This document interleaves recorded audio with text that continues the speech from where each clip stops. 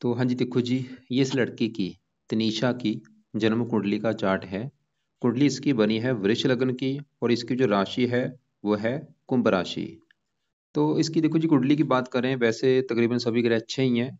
बाकी आपके जो सवाल है वो आपने मुझे बोला है इसकी पढ़ाई को लेके, पढ़ाई कैसी होगी, काम काज कौन सा करेगी, और बाकी विवाह का सुख कैसा होगा, रत्न कौन सा धारण करना चाहिए, ये सब कुछ आपको मैं वीडियो में बताऊंगा। सबसे पहले आप ये समझ लो, आपने जैसे मुझे बोला था आपकी ये बेटी की कुंडली है, अभी पढ़ाई कर रही है। तो ये जो कुंडली है इसमें देखो जी टोटल 12 ग्रह होते हैं। और 12 ग्रह मैं लिख देता हूँ, आप एक बार वो समझ लो। ये है इस लड़की का पहला ग्रह, ये है दूसरा ग्रह, तीसरा, चौथा, ये है पांचवा ग्रह, छठा, सातवां, आठवां ग्रह हो गया, नौवां, दसवां, और 11वां, और ये लास्ट वाला 12वां ग्रह। अब ये जो मैंने 12 ग्रह लिखे हैं, इन 12 ग्रहों से इस लड़की के जीवन के बारे में कुछ ना कुछ पता किया जाएगा। जैसे कि इस पहले घर से देखा जाएगा इस लड़की का शरीर कैसा होगा, हेल्थ कैसी होगी, स्वभाव कैसा, रंग रूप कैसा, पर्सनैलिटी कैसी। दूसरे घर से इसका हम धन जोड़ना देखेंगे, पारिवारिक सुख और वाणी देखेंगे। तीसरा घर इसके छोटे भाई बहनों का है। चौथा घर इस लड़की की माता, मकान, वाहन का है। पांचवा घर इसकी पढ़ाई का और इसके जो बच्चे होंगे वो कैसे होंगे। छठा घर शत्रु, रोग, कर्जे का है। सातवां घर इसके पति का है। आठवें घर से इस लड़की की उम्र देखेंगे। नौवें घर से इसका भाग्य देखेंगे। 10वां ग्रह इसके कामकाज का, पिता का भी है।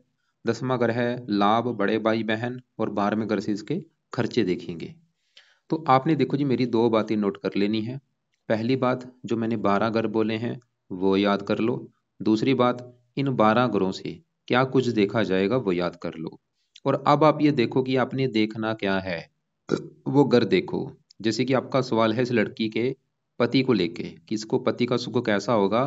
तो 12 ग्रहों में जो मैंने पति का घर बोला है वो है 7वां घर। तो पति के लिए हमें 7वां घर देखना पड़ेगा। और 7वें घर में एक नंबर लिखा है 8। 8 है वृश्चिक राशि। वृश्चिक राशि का जो मालक है वो है मंगल।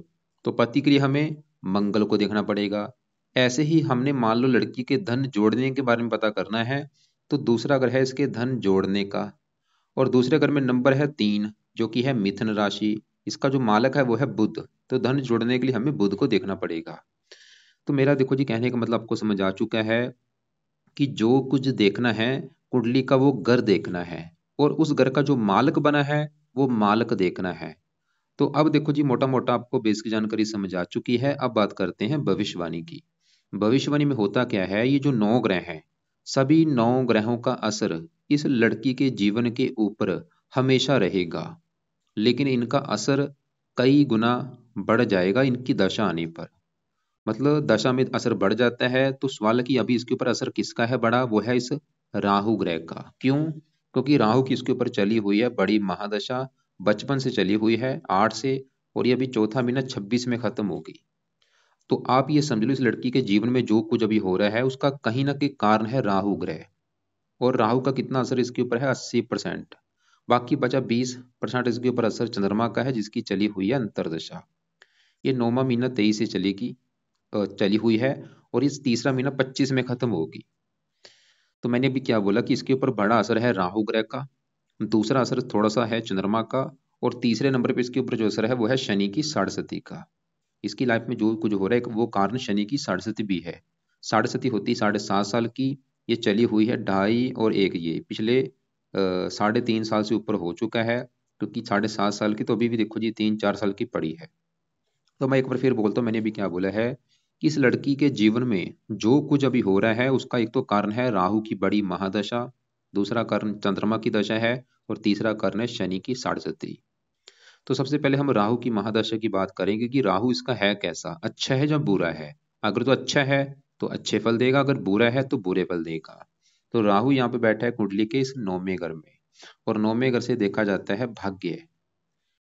9वें घर से इस लड़की का भाग्य देखा जाएगा। इसके अलावा 9वां घर धर्म का भी होता है, धर्म कोई लड़की मानेगी जो नहीं। और ये धर्म विदेश यात्रा का भी है, पिता का भी, काफी चीजें हम 9वें घर से देखते हैं। और आपको मैंने कभी फार्मूला समझाया है कि घर का मालक देखना है। तो 9वें घर में लिखा क्या है 10, जो कि है मकर राशि। मालक कौन बना, ये शनि। तो 9वें घर की चीजें हम शनि से देखेंगे। और शनि के अलावा 9वें घर में बैठा है राहु, राहु को भी देखा जाएगा। तो दो ग्रहों को देख के डिसाइड होगा 9वें ग्रह की चीजों के बारे में, शनि और राहु को। तो पहले अगर मैं राहु की बात करूं तो राहु बैठा है 9वें घर में, और ये जो 9वें घर में 10 लिखा है ये है शनि की राशि। और राहु शनि का देखो जी मित्र है। जैसे आपको मैं एग्जाम्पल समझाता हूँ। मेरा जो घर है, मेरे घर में मेरा कोई आ जाए दोस्त, जो मेरा मान लो क्लास फेलो है, मेरा दोस्त है, वो मेरे घर में आ चुका है। अब मेरे घर में आया होगा क्योंकि वो मेरे घर में मेहमान बन के आया है, तो मेरे घर का वो कोई नुकसान नहीं करेगा। वो काम यहाँ पे राहु करेगा। ये जहाँ बैठा है 9वें घर में, अपने दोस्त के घर में बैठा है शनि के घर में, इसकी वजह से शनि राहु जो है इस 9वें घर का अच्छा ही करेगा। अच्छा ये करेगा, 9वें घर से भाग्य देखा जाता है तो इसको भाग्यशाली बनाएगा, इसको धार्मिक बनाएगा, इसको देश देश की यात्रा करवाएगा। और राहु की 3 दृष्टियां, यहाँ से बैठा बैठा 5वीं दृष्टि से इस पहले घर को देखेगा। यहाँ पे 2 लिखा है वृष राशि उच्च राशि, ये पहले घर का भी राहु अच्छा करेगा। उच्च राशि को देख रहा है भाई, पहला घर इस लड़की का शरीर, सेहत, स्वभाव, रंग रूप, पर्सनैलिटी, इन चीजों के लिए अच्छा है। इसकी पर्सनैलिटी अच्छी कर देगा, सेहत अच्छी, स्वभाव अच्छा, रंग रूप अच्छा, लड़की बुद्धिमान होगी, समझदार होगी, चतुर होगी, चालाक होगी। 7वीं दृष्टि पड़ेगी तीसरे घर के ऊपर, और 9वीं पड़ेगी 5वें घर के ऊपर। यहाँ पे कन्या राशि है, ये भी राहु की स्वय राशि है। देखो उच्च राशि को देख रहा है और स्वय राशि खुद की राशि को देख रहा है, इस घर का भी अच्छा कर देगा, पढ़ाई के लिए अच्छा है, बुद्धिमान बना देगा, संतान के लिए अच्छा है। तो हमने क्या देखा, जिसकी बड़ी दशा राहु की है वो है अच्छा। लेकिन एक थोड़ी सी नेगेटिव बात यह है कि हल्का सा राहु इसको बुरा फल जरूर देगा। उसका कारण क्या है कि राहु और केतु इस कुंडली में एक दोष बना है, आंशिक काल सर्प दोष। यहाँ पे बैठा है राहु, यहाँ पे बैठा है केतु, और इधर वाला हिस्सा देखो, पीछे वाला जो हिस्सा खाली है, दूसरा घर खाली है, पहला, 12वां, 11वां खाली, 10वें घर में चंद्रमा बैठा है। तो ये आंशिक काल सर्प दोष बना। अगर चंद्रमा ना होता फिर था संपूर्ण काल सर्प दोष। तो आंशिक काल सर्प दोष की वजह से थोड़ा सा राहु अपना बुरा फल हल्का सा दे सकता है। जैसे कि बुरा फल हल्का सा क्या देगा, ये थोड़ा सा लाइफ में स्ट्रगल कराएगा, लाइफ में दिक्कतें, परेशानियां, रुकावटें, भाग दौड़ ज्यादा होगी, थोड़ा सा आगे बढ़ने में दिक्कतें आएंगी, भाग्य पूरी तरह से साथ नहीं देगा, ऐसी हल्की सी दिक्कतें परेशानियां पैदा करेगा। वैसे भी आप नोट करना, नोट आप, क्योंकि देखो जी एक एक होता है बताना, जैसे मैं भी बता रहा हूँ, एक होता है प्रैक्टिकल करना। आप प्रैक्टिकल करो। अगर आपको लग रहा है कि जब से राहु की दशा चली है कि लड़की की तो किस्मत भाई कदम कदम पर साथ दे रही है, कोई ऐसी दिक्कत नहीं आ रही, इसका मतलब राहु अच्छे फल दे रहा है। लेकिन अगर आपको लग रहा है कि नहीं भाई, लड़की की किस्मत साथ नहीं दे रही, भाग्य साथ दे ही नहीं रहा, हेल्थ खराब होती है, ये थोड़ा सा पिता का भी घर है, पिता से भी दिक्कत आती है, तो इसका मतलब राहु अपना थोड़ा सा बुरा फल दे रहा है। तो करना क्या है, तो राहु के देखो जी दो आप इस लड़की से पाठ कराओ, 2 3 उपाय करा लो। पहला उपाय, ये लड़की रात के समय राहु कवच का पाठ पढ़ लिया करे, या इसकी ऑडियो लगा के सुन लिया करे। दूसरा उपाय, राहु स्रोत का पाठ इसने पढ़ना है या इसको भी सुनना है। तो ये दोनों पाठ पढ़ने हैं रात के समय, जहाँ इनको सुनना है। 2 2 मिनट के पाठ है, टोटल है 4 मिनट का काम। कब तक पाठ पढ़ने हैं, जब तक राहु की है दशा, चौथा महीना 26 तक। इसके अलावा ये लड़की राहु के लिए शिव जी की पूजा उपासना किया करे, शिव जी के मंदिर जाया करे, शिव चालीसा पढ़ सकती है, शिव जी का कोई मंत्र आप कर सकती है, उससे भी राहु अच्छा रहता होता होगा इसका। तो हमने देखो ये भी क्या देखा, इसके ऊपर राहु की दशा वैसे तो अच्छा है मुझे लग रहा है, लेकिन फिर भी मैंने जो नेगेटिव उसका फल होगा वो भी थोड़ा सा बता दिया है, वो आप प्रैक्टिकल करके देख लेना।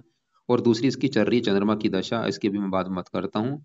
इसके आगे इसके चल रही शनि की साढ़े सती। अब ये साढ़े सती है, ये क्या होती है, सवाल ये है। साढ़े सती में देखो जी जो बंदे के कर्म होते हैं वो कर्म उसके आगे आते हैं। अब देखो जी कर्म इसी, जरूरी नहीं कि इसी जन्म के कर्म हो, वो हमारे जो कर्म होते हैं पिछले जन्म के जो कर्म है उसका भी फल हमें इस जन्म में मिलता है। तो साढ़े सती में क्या होता है, कई बार तो ये अच्छी जाती है, कईयों की बहुत अच्छी जा रही है क्योंकि कईयों के कर्म बहुत अच्छे होते हैं, कईयों की बहुत ज्यादा बुरी जाती है। और ये साढ़े सती का फल अगर मान लो बच्चे की उम्र 18 साल से कम है, उसका जो बुरा फल है वो माता पिता को भी मिलता है। तो ये साढ़े सती का असर इसके परिवार के ऊपर भी आ सकता है। तो साढ़े सती मैंने जैसे बोला कई बार अच्छी जाती है, कई बार बुरी जाती है। तो मतलब इस लड़की के लिए शनि की साढ़े सती के उपाय भी बहुत जरूरी हैं। क्या उपाय हैं वो भी आपको मैं बाद में बताता हूँ। बाकी पहले हम दूसरे ग्रहों को थोड़ा सा एक बार मैं कवर करता हूँ। सबसे पहले यहाँ पे देखो जी इसका, यहाँ पे मैं इसकी बात करता हूँ बुध शुक्र मंगल की, इन तीनों की बात करते हैं कि तीनों ग्रह इसको क्या अच्छा बुरा फल देंगे। तो पहले ये समझो, ये जो घर है 5वां घर, ये जो 5वां घर है, क्योंकि मैंने अभी आपको क्या बोला था कि इन घरों से कुछ ना कुछ देखा जाता है। ये 5वां घर है इस लड़की की संतान का घर। इसकी जो संतान है, बच्चे हैं, वो कैसे होंगे 5वें घर से देखेंगे। 5वां घर इसकी पढ़ाई का भी है, लड़की पढ़ी लिखी कितनी होगी, और 5वां घर इसकी बुद्धि का भी है, ये लड़की बुद्धिमान कितनी होगी। इसके अलावा देखो जी और भी हजारों चीजें इस 5वें घर से देखी जाती हैं, क्योंकि आपको मैं सिर्फ शॉर्टकट में बता रहा हूँ। तो 5वें घर से जो मेन चीजें हैं, पढ़ाई, संतान और बुद्धि। और फार्मूला मैंने आपको एक समझाया था, घर का मालक देखना है। तो 5वें घर की चीजें किससे देखेंगे? 5वें घर के मालक से। तो 5वें घर में लिखा क्या है? 6। 6 है कन्या राशि, मालक कौन बना? बुध। तो हमें देखना पड़ेगा बुध को, और वो कहाँ बैठा है? इसी घर में बैठा है, जो कि एक बहुत बड़ी अच्छी बात है। मतलब बुध 5वें घर का मालक अपने ही घर में बैठा है। आपको मैं एक एग्जांपल समझाता हूँ। जैसे कि देखो जी, मेरा घर है, मैं अपने घर में बैठा हूँ। तो मेरा घर है भाई, मैं अपने घर का अच्छा करूंगा, घर की सफाई रखूंगा, देखभाल करूंगा, रक्षा करूंगा, क्योंकि मेरा घर है। ऐसे ही जो ग्रह होते हैं, अगर ये अपने घर में बैठे हैं, फिर तो हैं बहुत बड़े लेवल पे अच्छे। जैसे इसका सूर्य भी अपने घर में बैठा है, गुरु भी अपने घर में बैठा है। तो ऐसे ही जो बुध है, बुध अच्छा होने का कारण यह है, बुध 100 में से 100% अच्छे फल देगा, क्योंकि वो 5वें घर में अपने ही घर में बैठा है। अब अच्छे फल क्या देगा? 5वां घर है संतान का, बुध इसको संतान का सुख अच्छा देगा। 5वां घर पढ़ाई का, उसको पढ़ा लिखा बना देगा बहुत ज्यादा। 5वां घर बुद्धि का, उसको बहुत ज्यादा बुद्धिमान बना देगा। और बुध का एक और घर है इस कुंडली में, वो है ये दूसरा घर। क्योंकि दूसरा घर जो है, अब दूसरा घर है धन जोड़ने का, कि लड़की धन कितना जोड़ेगी। दूसरा घर परिवार का भी है और वाणी का भी है।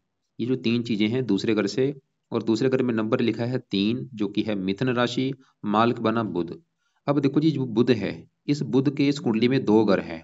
5वां घर का मालक है और दूसरे घर का मालक है। और दूसरा घर है धन जोड़ने का, परिवार का, वाणी का। और दूसरे घर का मालक बुध होके कहाँ बैठा है? 5वें घर में, संतान के घर में। देखो, धन चला गया उठ के संतान के घर में। बुध ये दिखा रहा है इस लड़की की संतान पैदा होने के बाद भी इस लड़की की लाइफ में धन आना शुरू हो जाएगा। इसकी जो संतान है वो भी काफी धनी होगी। और 5वां घर परिवार का सुख अच्छा मिलेगा। वाणी इसकी बहुत अच्छी होगी लड़की की। ये जो लड़की है, इसकी बोलने की स्किल बहुत अच्छी होगी, बातचीत करने में कुशल होगी। और वाणी से जुड़े कामों से ये धन कमाएगी, क्योंकि धन का मालक है। वाणी से जुड़े जो इसके काम होंगे, जो भी वाणी के जुड़े काम होते हैं, उससे जुड़ा ये काम करती है। खासकर बुध की दशा बहुत अच्छी होगी। अब देखो जी, बुध और भी कई अच्छे फल देगा। और अब साथ में जो बैठा है शुक्र मंगल, इनकी भी बात करते हैं। अब जो शुक्र है, सवाल की ये कैसा है शुक्र? देखो जी, इस कुंडली में एक तो है इस घर का मालक पहले घर का, और ये छठे घर का भी मालक है। ये जो पहला घर है, क्योंकि मैंने आपको पहले बोला है, इन घरों से कुछ ना कुछ देखा जाता है। पहला घर देखो जी, लड़की का खुद का घर है। जैसे कि 7वां घर तो पति का होगा। अगर आपने इसके पति के बारे में जानना है कि लड़की का पति कैसा होगा, भाई ठीक है, 7वें घर से देखेंगे। इसके बच्चों के बारे में जानना है, 5वें घर से। इस लड़की की माता कैसी, चौथे घर से। इसका छोटा भाई कैसा, तीसरे घर से। अब मान लो इस लड़की के अगर बारे में जानना है कि जो लड़की तनीषा है, ये तनीषा कैसी होगी, तो पहले घर से जाना जाएगा। और पहले घर में लिखा है 2, जो कि है वृष राशि, मालक बना ये शुक्र। तो पहले घर के मालक शुक्र को देख के डिसाइड होगा इस लड़की के बारे में। और शुक्र कहाँ बैठा है? 5वें घर में आके। 5वें घर में जो 6 लिखा है, कन्या राशि में बैठा है, ये जो कि शुक्र की है नीच राशि। मतलब शुक्र इसका बैठा है नीच का, जो कि एक बहुत बड़ी नेगेटिव बात है, क्योंकि नीच के ग्रह अच्छे नहीं होते। लेकिन यहाँ पे एक अच्छी बात यह है कि साथ में ही बुध जो बैठा है अपने घर में बैठा है। क्योंकि बुध अपने घर में है, शुक्र नीच का है। इसकी वजह से एक योग बना है, नीच भंग राजयोग। मतलब बुध ने शुक्र का जो नीच था उसको भंग कर रखा है। नीच भंग हो चुका है, बन चुका है राजयोग, नीच भंग राजयोग। मतलब शुक्र जो है वो भी बड़े लेवल पे अच्छे फल देगा। क्या अच्छे फल देगा शुक्र? शुक्र भी 5वें घर का अच्छा कर देगा, पढ़ा लिखा, संतान का सुख अच्छा, बुद्धिमान बनाएगा। शुक्र पहले घर का मालक का, शरीर अच्छा रखेगा, सेहत अच्छी, स्वभाव अच्छा, रंग रूप अच्छा, पर्सनैलिटी अच्छी। और शुक्र देखो जी, 7वीं दृष्टि से 11वें घर को देखेगा, उच्च राशि। 11वें घर का अच्छा कर देगा, आमदनी बहुत अच्छी होगी, इच्छाएं पूरी कर देगा। तो हमने क्या देखा, शुक्र भी वैसे तो अगर बुध साथ में ना होता फिर शुक्र ने बुरे फल देने थे, लेकिन साथ में बुध बिल्कुल क्लोज बैठा है। बुध 23 डिग्री का है, शुक्र 23, बिल्कुल 0 डिग्री का फासला है। क्लोज होने की वजह से पूरी तरह से नीच भंग राजयोग बना है। अच्छे मतलब क्योंकि अब ये मत सोचना कि बुरा है, बल्कि ये राजयोग बन चुका है। सुनने से भी लग रहा है नीच भंग राजयोग। तो शुक्र भी भाई बड़े लेवल पे अच्छे फल देगा। अब साथ में जो मंगल बैठा है, सवाल की मंगल कैसा है? मंगल है इस कुंडली के इस घर का मालिक, 7वें घर का, जो कि इस लड़की के पति का घर है। इसका पति कैसा होगा? 7वां घर देखेंगे, और फार्मूला है घर का मालक देखना है। तो 7वें घर में लिखा है 8, जो कि है वृश्चिक राशि, मालक बना मंगल। तो पति के लिए देखा जाएगा मंगल ग्रह को। इसके अलावा देखो जी, पति का सुख अगर देखना है, गुरु को भी देखा जाता है, क्योंकि गुरु होता है पति का कारक। लड़कियों की कुंडली में गुरु पति का कारक है। और शुक्र को भी देखा जाता है, क्योंकि शुक्र है विवाह का कारक। मतलब इस लड़की का अगर विवाह का सुख देखना है, तीन ग्रह देखने पड़ेंगे। मंगल को जो कि सातवें घर का मालक है, गुरु को जो कि पति का कारक है, शुक्र को जो कि विवाह का कारक है। तो सबसे पहले सातवें घर के मालक मंगल की अगर मैं बात करूं, और सातवें घर के ऊपर जिसकी दृष्टि है दृष्टि है केतु की, केतु को भी देखा जाएगा, चार ग्रह रख लो आप। तो सातवें घर के मालक मंगल की बात करूं, तो मंगल देखो जी पांचवें घर बैठा है, बुध की राशि है, बुध इसका है दुश्मन। और सातवें घर को पहला घर माने 1 2 3 4 5 6 7 8 9 10 11, ये सातवें घर से बैठा है 11वें घर में। सवाल ये है कि मंगल खराब है जब अच्छा है। मंगल देखो जी वैसे तो इस कुंडली में है मार्केश, लेकिन मंगल अपने घर से बैठा है 11वें घर में, क्योंकि ये छठे 8वें 12वें घर में नहीं बैठा। अगर इन घर में बैठा होता फिर मंगल ने बुरे फल देने थे। ये पांचवें घर में बैठा है, त्रिकोण भाव में बैठा है, एक अच्छे घर में बैठा है। और जहां बैठा है वैसे तो वो दुश्मन का घर है, लेकिन उसी घर का जो मालिक बुध है। जैसे आपको मैं एग्जाम्पल समझाता हूँ, मैं अपने घर में बैठा हूं, तो मैं अपने घर का करूंगा अच्छा।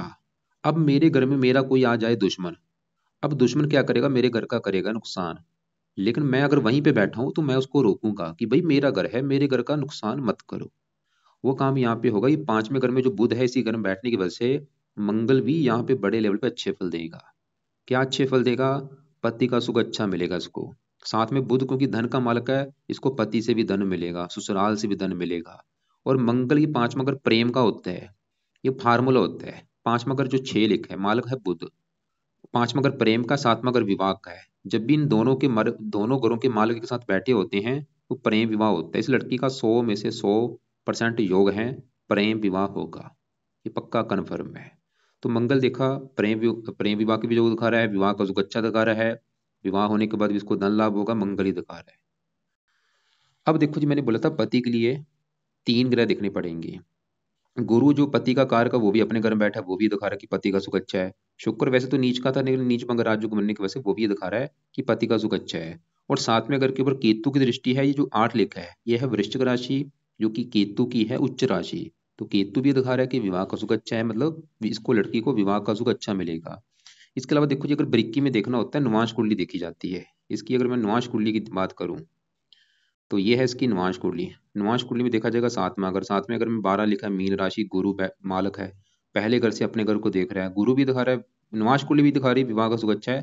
थोड़ा सा शनि सातवें घर को दिख रहा है, विवाह में थोड़ी सी हल्की सी देरी हो सकती है। तो कुंडली में मतलब तकरीबन विवाह का सुख अच्छा है।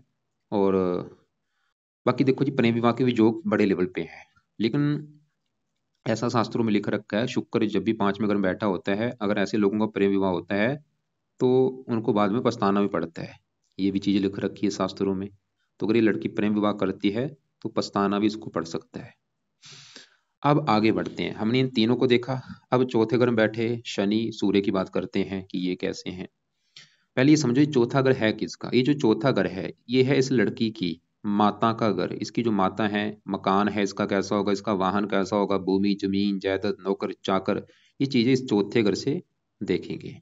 और फार्मूला है घर का मालक देखना। तो चौथे घर में क्या लिखा है 5, जो कि है सिंह राशि, मालक बना सूर्य है।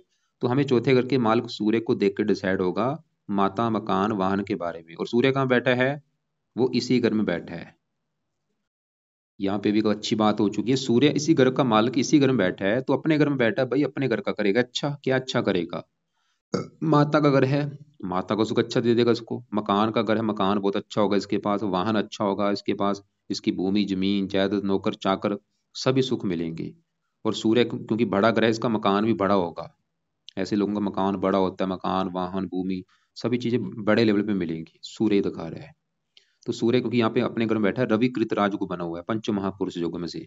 और सूर्य 10वें घर को देख रहा है, सूर्य सरकार का कारक है, सरकारी नौकरी के भी काफी योग दिखा रहा है।